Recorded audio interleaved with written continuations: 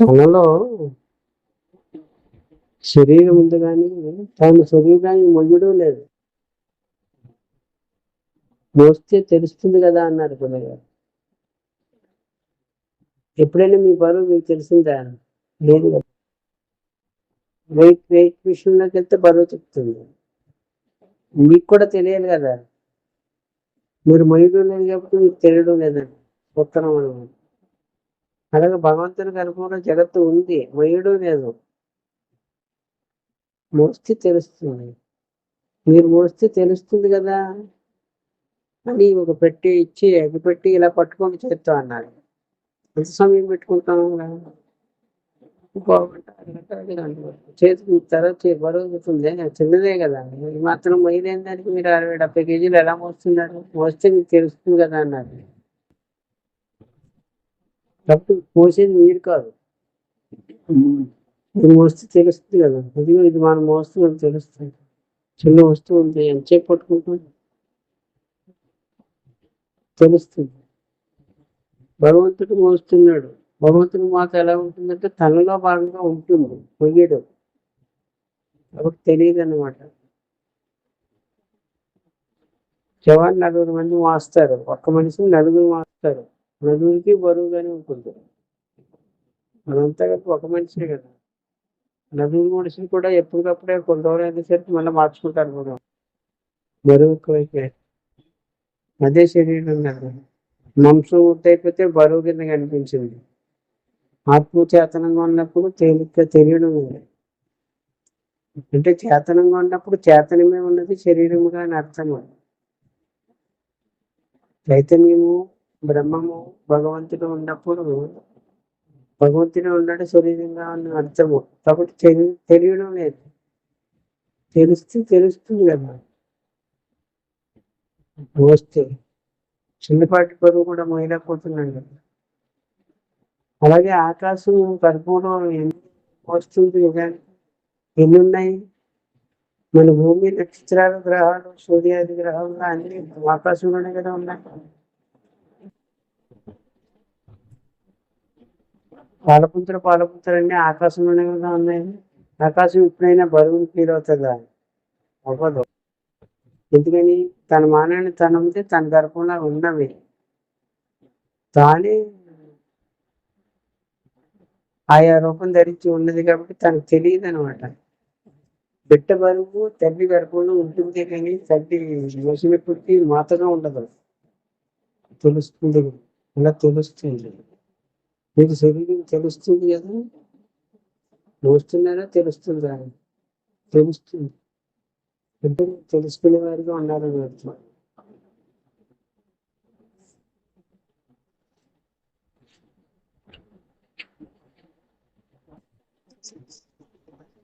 తెలుసుకునే వారిగా ఉన్నారు కాబట్టి బరువు కాబట్టి భ్రమమే ఉంది.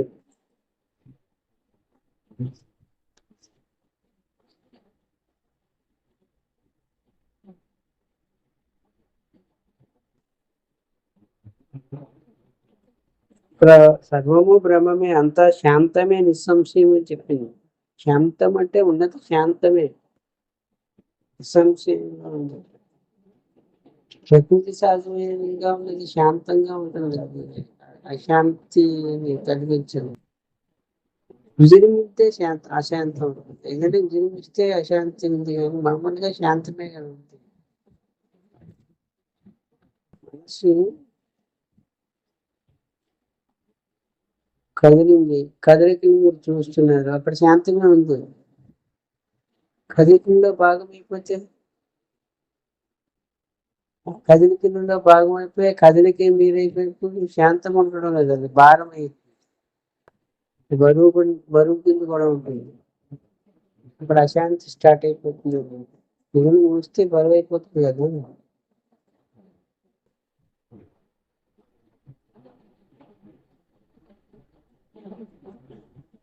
ఇది మొత్తం తానే ఉంది, ఇది అంటూ వేరేమీ లేదు. ఇది అనడమే దోషము, మేము అని పలకడమే దోషము అని ఎంత చెప్పిందంటే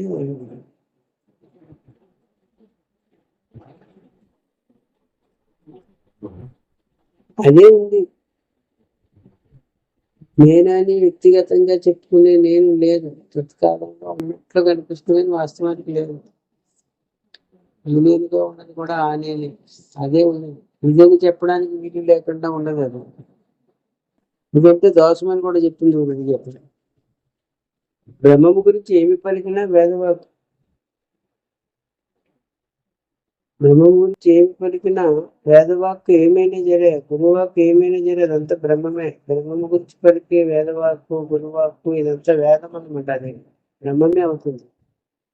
బ్రహ్మము గురించి పలికిన పలుకు బ్రహ్మమే. అన్నిటినీ త్యజించి గురువుని కూడా త్యజించి అంటే బాపి దగ్గర అన్నిటినీ ఎల్లప్పుడూ త్యజించి మౌనంగా కూర్చుండేది. అంటే మాట్లాడకుండా మాటకు మూలమైన తత్వంగా తాను ఉన్నప్పుడు ఇప్పుడు బ్రహ్మము ఉంటుంది, అదే సుఖము అన్నారు. ఉండేది కేవలం బ్రహ్మము. బ్రహ్మము పలికితే నేను ఏర్పడింది, నేను పలికితే శరీరం ఏర్పడింది, శరీరం పలికితే ఈ పలుకు ఏర్పడింది, ఈ పలుకు ద్వారా ప్రపంచం అంతా ఏర్పడింది. పలుకుకి పలుకుకి పలుకు, ఈ పలుకు అసలు పలుకు నేను, అది పలుకు శరీరము, శరీరం పలుకుని పలుకు మాట రూపంలో చెప్పారు. పలుకుకి పలుకుగా ఉంది ఈ పలుకు. ఈశ్వరుని పలుకుగా మీరు ఉన్నప్పుడు ఈశ్వరుడే మీ అనుభవంగా ఉంటుంది. నేను అనుభవంగా ఉండడం అంటే ఈశ్వరుడు పలుకుగా ఉండడం అని అర్థం అవుతుంది. ఈశ్వరుని పలుకుగా మీరు ఉన్నప్పుడు అక్కడ ఈశ్వరత్వం ఉంటుంది. మీరెక్కడ ఉంటారు?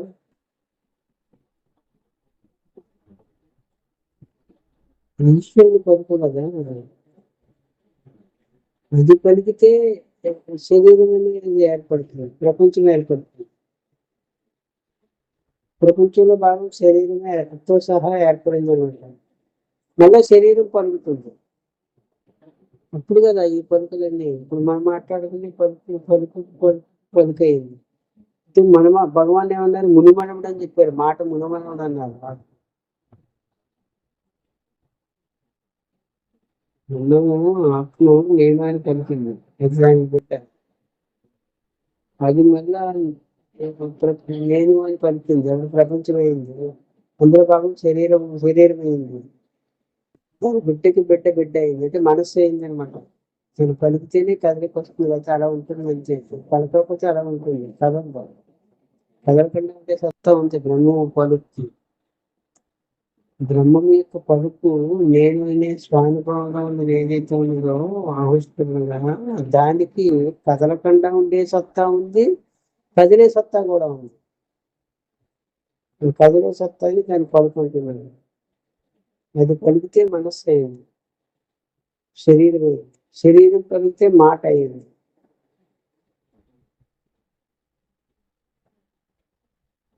ఆ పలుకు మీరు బ్రహ్మమే. అది సుఖము అనమాట, అదే సుఖము. సర్వమును త్యజించితే నిత్య సుఖము. త్యజించుట అంటే చెప్పుకోండి ముందుకి. అన్నిటినీ త్యజించే పరిమాణము. త్యజించడంటే ఆయా సందర్భంలో ఆయా శరీరం ఉన్నప్పుడు శరీర పోషణార్థము ఆయా సందర్భంలో ఆయా అవసరాలను తీర్చుకొని ఉండుట. అంతకు మించి దాని గురించి ఆలోచన లేకుండా ఉండటం త్యజించడమే కదా. అవసరాలు తీర్చుకుని ఉన్నారు అంతే. మళ్ళీ గొడవ ఆకలిస్తుంది, అన్నం అవసరం తీరిపోయింది, మళ్ళీ దాని గొడవ లేకుండా ఉంది.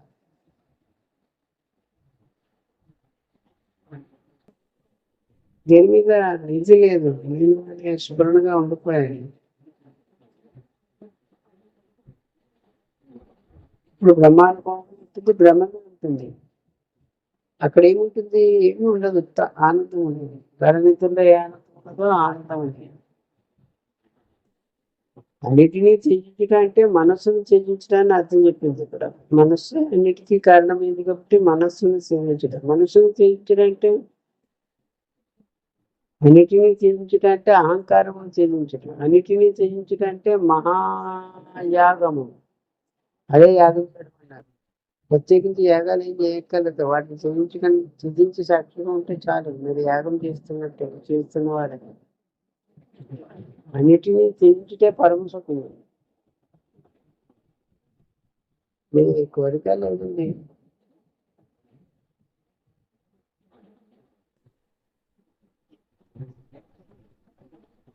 శాంతమే కదా, శాంతం శాంతమే కదా, హాయిగా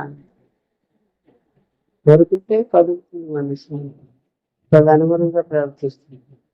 మన అవసరం అయితే అవసరం తీర్చుకుని మళ్ళీ శాంతంగా ఉండడం.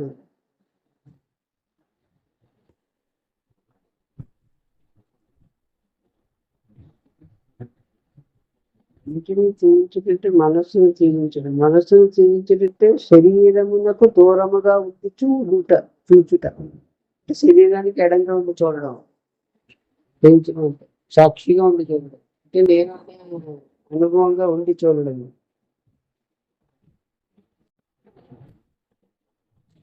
సర్వత్యాగమే మహామోక్షము. చిత్తమును త్యజించుట కూడా అదే. చిత్తమే లోకము, చిత్తమే పునర్జననము, చిత్తమే మహామాయ. సర్వత్యాగమే మహామోక్షం అని చెప్పింది ఇక్కడ. చిత్తమును త్యజించుట కూడా అదే. చిత్తం అంటే అన్నిటినీ స్టోరేజ్ చేసుకుని ఉంటుంది కదా, దాని జోలికి వెళ్ళకుండా ఉండడమే సాక్షిగా త్యజించుట అవుతుంది.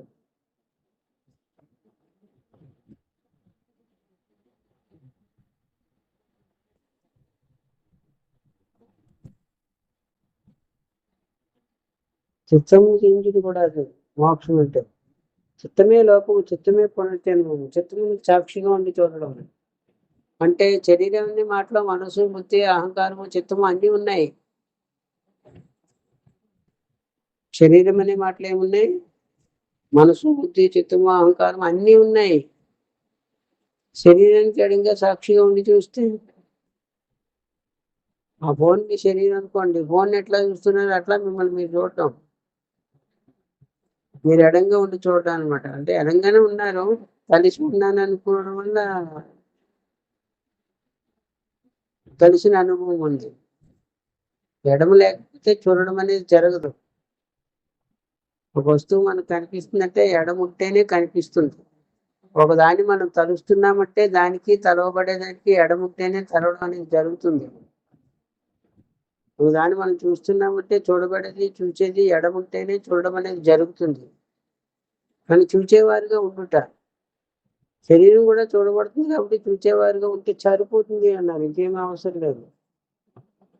అంటే చిత్తము ఛేదించడం అవుతుంది, మనస్సును ఛేదించడం అవుతుంది, అహంకారమును ఛేదించడం అవుతుంది. టోటలిటీ అన్నిటినీ ఛేదించడం ఉండడం అవుతుంది అనమాట. ఒక దేహానికి ఎడంగా ఉండడం అనే మాటలో అంత అర్థం ఉంది. సాక్షిగా ఉంటే చాలు, అదే మోక్షము. మహామోక్షం అంది, మామూలు మోక్షం కూడా చెప్పలేదు. చిత్తమే మహామాయ. చిత్తము మాటి మాటికి గుర్తు తెస్తుంది, అదేదో ఉంది, అక్కడికి వెళ్దాము, ఇక్కడికి వెళ్దాము, అక్కడ అదే బాగుంది కదా, తిందాము, అది తిందాము, అది పరిణతి కావాలి, ఇట్లా చెప్తుంది అనమాట. అలా చెప్తుందంటూ అంతకుముందు దానికి సంబంధించిన మెమరీ ఉంటుంది చిత్తంలో, స్టోరేజ్గా ఉంటుంది. దాన్ని మీరు ప్రాధాన్యత ఇవ్వకుండా ఉంటే, చిత్తం జోలికి వెళ్ళకుండా ఉంటే చాలు. ప్రాధాన్యత ఇస్తే మళ్ళీ మాటిమాటికి అదే కావాలనిపిస్తుంది. దాన్ని అనిపిస్తే మళ్ళీ చిత్తం చెదిరిపోతుంది కదా, మనసు కదిలిపోతుంది కదా. కదిలిపోతే అక్కడ శాంతం ఉంటుంది, అశాంతం ఉంటుంది. అక్కడ ఏదింటే అది ఉంటుంది. అక్కడ విషయభోగాల్లో ఉన్నటువంటి శాంతి తత్కాలమైనటువంటి చిన్నపాటి శాంతి మళ్ళా శాంతి అయిపోతుంది. సదా శాంతముగా ఉండేది తాను మాత్రమే. తనచే చూడబడే భాగం, తనకు తెలియబడే భాగం, తనచే తాను నింపబడే భాగంలో ఎక్కడా శాంతం లేదు, అశాంతమే ఉంది మొత్తం అంతా. తాను మాత్రమే శాంతము. తానుగా ఉండడమే శాంతము, తానుగా ఉండడమే మోక్షము, తానుగా ఉండడమే మహామోక్షము అని చెప్పింది ఇక్కడ. ఒకటి చిత్తమును చెల్లించటం. చిత్తమే లోకము, చిత్తమే పునర్జన్మము, చిత్తమే మహామాయ. దేహ సంబంధమైనదెల్లా చిత్తమే. దేహ సంబంధం ఏది కలగకుండా చిత్తమే దేహ సంబంధంగా ఉంటుంది. అదని చెప్పి అది కావాలి, ఇది కావాలి, అది అనిపించాలి, ఇది అనిపించాలి, ఇక్కడ బాగుంది, ఇక్కడ బాగుంది అంతా చెప్తుంది అనమాట. దేహంగా తదు అనుగుణమైన అనుభవాన్ని అనేది తెచ్చిపెట్టి పెట్టుకుంది. దేహ సంబంధమైన వల్ల చిత్తమే. దేహం అంటే భయం కూడా చిత్తమే. చచ్చిపోతుంది అని భయం అనమాట. దృష్టిలో భాగంగా చూసుకుని దాని లెక్కలు పట్టుకుంటే భయపడుతుంది. భయమే మనోమయము. అది ఆలోచించి ఉంటుంది మొత్తం అంతా, కాబట్టి భయం ఉంటుంది. చిత్తమే సదా పాపము. చిత్తముగా ఉండడమే పాపము, దేహముగా ఉండడమే పాపం అన్నారు. నేను అనే అనుభవాన్ని దేహంతో ముడిపెట్టి చూడడమే పాపము అనే దానికి అర్థం చెప్పారు. వేరే పాపం చేయవలసిన అవసరం లేదు. కుదురుగా కూర్చున్నారు, ఇవన్నీ ఏమి చేయడం లేదు. మీరు అనండి, మీరు అన్నారు. కానీ దేహము నేను అనే అనుభవం నుంచి జారుకుని నేనంటే దేహము అని మిమ్మల్ని మీరు దేహంగా చూసుకోవడమే, దేహాభిమానమే పాపం అన్నారు. చిత్తమే సదా పాపం. చిత్తమే దేహంగా ఉంది కాబట్టి, మనసే దేహంగా ఉంది కాబట్టి దేహం నేను అనుకోవడమే పాపం. నేను బ్రహ్మము, నేను ఆత్మ, నేను సదా, నేను నిత్యము, నేను నిర్గుణము, నేను నిరంజనము, నేనే, నేను ఎవరో కాదు, ఏది కాదు, నేను స్వయం, నేను కేవలం శుద్ధాకాశం, నేను సాక్షిని, నేను ఎరుకని, నేను జ్ఞప్తిని, నేనే చూస్తున్నాను. నచే చూడబడేదంతా నాలో ఉన్నటువంటిదే నచే చూడబడుతుంది. నేను సదా, నేను శివం, నేను సత్యం, నేను సుందరము, నేను శాంతము, నేను ఆనందము, నేను నిర్గుణము,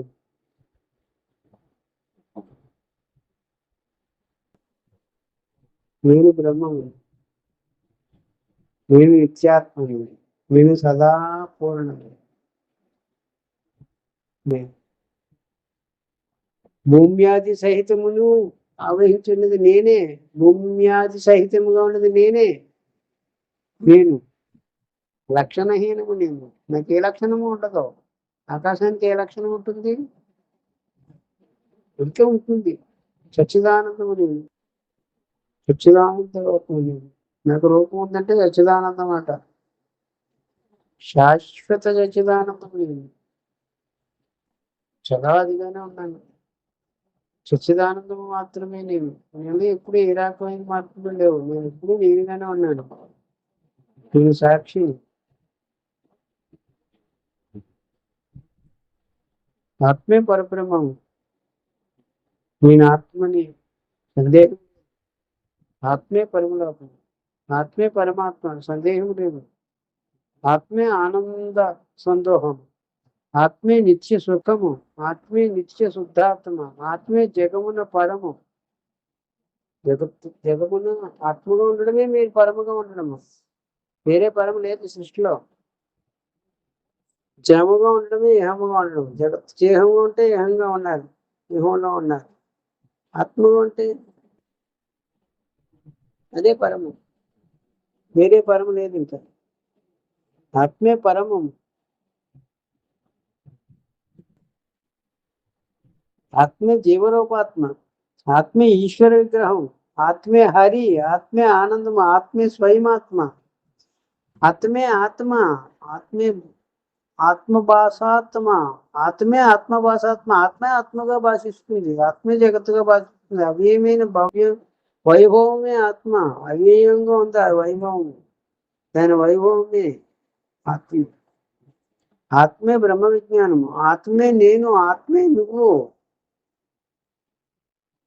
నేను నిత్యము, నిత్య పూర్ణము నేను, సర్వదా సదా నిత్యము నేను. నేను ఆత్మను, జగము అన్యము కాదు. ఆత్మ అమృతము, పురాతనము. ఆత్మ పురాతనం అని పేరు. ఇది అమృతము, పురాతనము నేను. నేనంటే పురాతనమని. పురుషుడని నేను. పురుషుడు అంటే తను ఒక్కడే, నేను మాత్రమే పురుషుడు. నచ్చే చెడబడేదంతా పురుషుడు కాదు, ప్రకృతి తత్వం. పురుషుడు అంటే నేను మాత్రమే. నేను పురుషుడని అంది గీత. ఈశ్వరుడని నేను. పరాత్పరము నేను, భవప్రదము నేను, భవనాశనము నేను, సుఖప్రదము నేను, సుఖరూపము నేను, అద్వయము నేను, బ్రహ్మమే నేను. ఇది బ్రహ్మమే, సర్వము బ్రహ్మమే, అవ్యయమైన బ్రహ్మమే సర్వము.